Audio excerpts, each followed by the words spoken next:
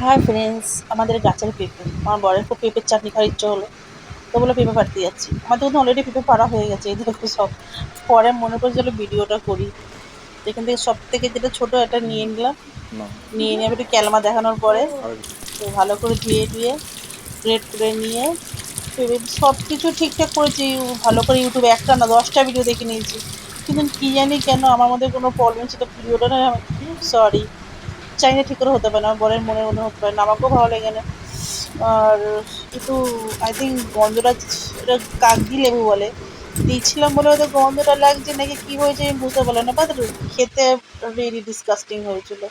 আমাকে দেখ ফোটাও ভালো লাগে না, তো দেখতে ভালো হয়েছে, খেতে একদম ভালো হয়নি রিয়েলি। তো যাই হোক না কেন, কখনো খারাপ কখনো ভালো তো হবে, আমরা তো মানুষ থই না, মেশিন আছি। তো থ্যাংক ইউ, সাপোর্ট করো, পাশে থেকো।